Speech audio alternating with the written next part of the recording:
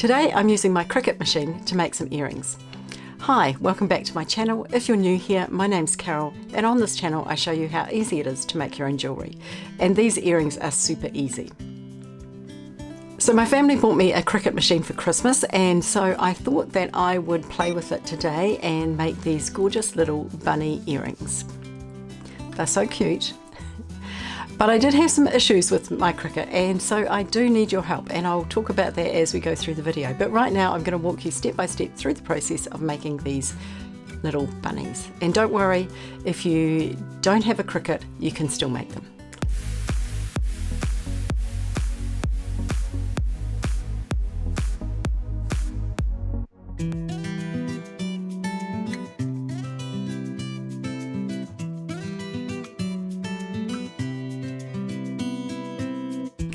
I'm not going to show you how to cut out the pieces with your Cricut, because if you own a Cricut you probably already know. In fact, I actually need your help. When I cut out this faux leather, I had real problems getting it to cut. It kept bunching up in the machine. Because it's quite light, it feels kind of like felt.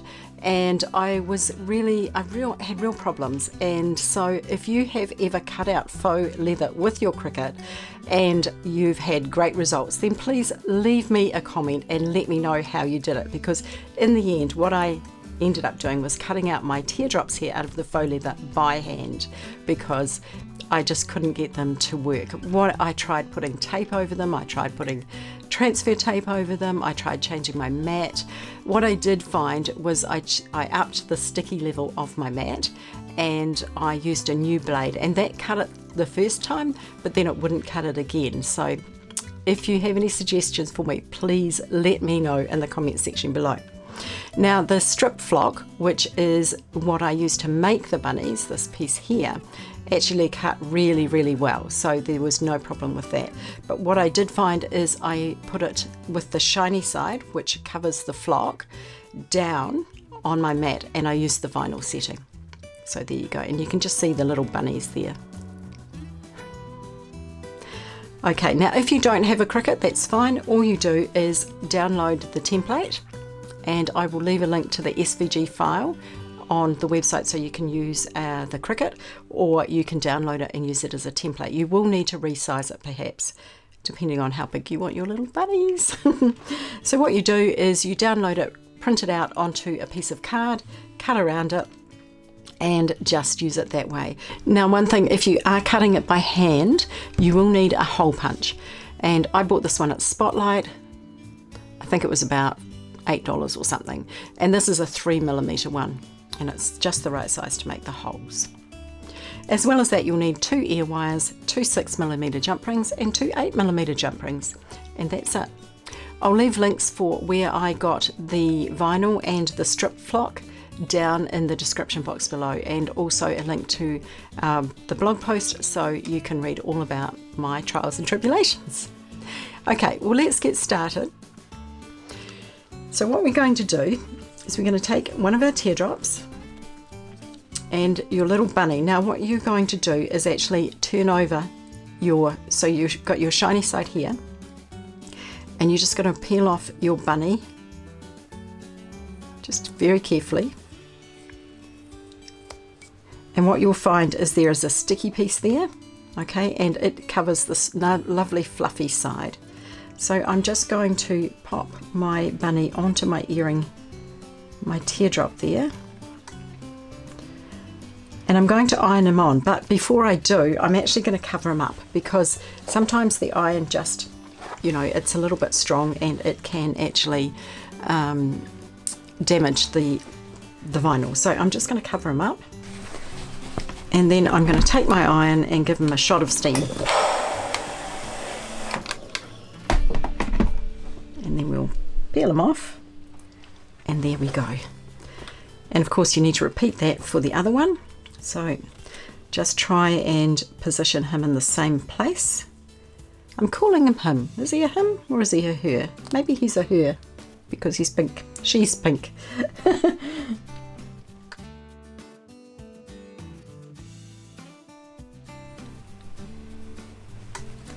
you go, that looks about right.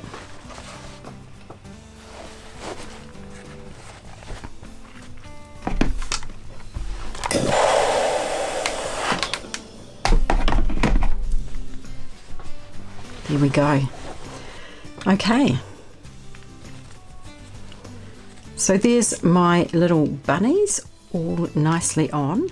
Now I did use a little bit of a trick here. I took some double-sided tape, and this is just double-sided tape. I think I bought this from like Pete's Emporium actually, here in Lower Hutt. It's an amazing store. All right, and I'm going to take my scissors and just cut a piece off. And I'm going to stick it to one of the back pieces. And it doesn't matter if it sticks out over the edge because you can trim it off. And I'm going to just peel off the backing.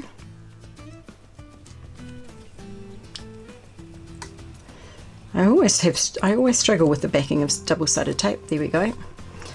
And I'm going to stick together my two pieces, making sure that the hole matches up and that the bottom's about right. Okay, and then I'm going to take another piece of tape and I'm going to put it at the top here. I know this seems like a weird thing to do, but it just holds it all together. When I first made them, I didn't do this, and I didn't like the back because they wiggled around and I didn't like the way they looked. So that's why I decided that I would stick them together. Now obviously if you cover the hole, you're going to have to cut the hole out again. And then I'm just going to trim off any excess tape that's showing. A little bit more around here. And you won't believe what I'm going to do next. I'm going to take my cloth again and I'm going to iron it. And the reason I'm doing this is it kind of cements the two together. And so they don't come apart. It kind of makes that the sellotape stick better. So I'm just going to repeat that with the other one. Okay, so there's my little bunny. Now what I did find is that when I cut them out by hand, they weren't exactly perfect. So I took a little pair of scissors and I just trimmed ever so slightly any little bits that were showing from the back to the front. Just really a hair. I'll do that on this one too. And of course I need to repunch my hole because I put my tape across it.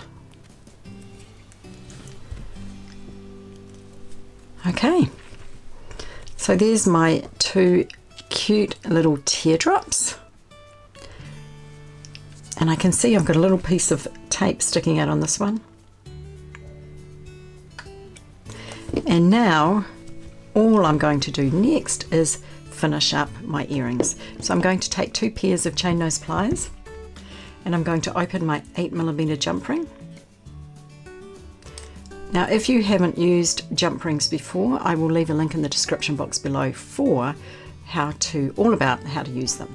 So I'm just holding it on either side, twisting up and down, and I'm going to feed on my earring, my teardrop there. And I'm going to close it up. Now what I've noticed here is that it's a little bit tall for my jump ring because when I put my jump ring over the top, it's going to bend. So I'm actually going to trim a little bit off, just very carefully. And that's simply because I cut it out by hand and I put the hole in by hand. So just making it just that little bit shorter.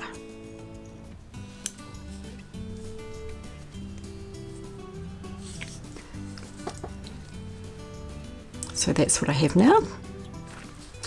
And then I'm going to take my 6mm jump ring. And this one's, I've actually already opened it. And I'm going to thread on my 8mm and the hook from my ear wire. And then I'm going to close up my jump ring, just holding it on either side and wiggling it closed.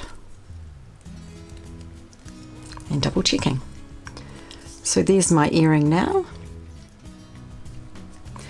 And I will quickly do the same thing with the other one. So there you go, there's my super cute bunny earrings. If you've enjoyed this video, it would be great if you would subscribe to my channel and like the video, and of course ring the bell so that you'll be notified every time I upload a new video.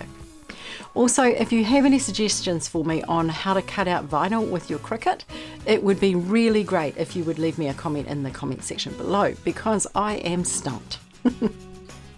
I've also made some kits up for these earrings where I've pre-cut them for you, and they come in green and this beautiful rose gold, the pink that I made today, the sparkly gold, and of course the blue ones that I'm wearing, bluey green. So be sure to check out the link below so that you can purchase a kit. Check out our Facebook page and our Instagram, and also be sure to check in next week because we are running a competition. So I will see you again then. Thanks for watching today and have a wonderful day.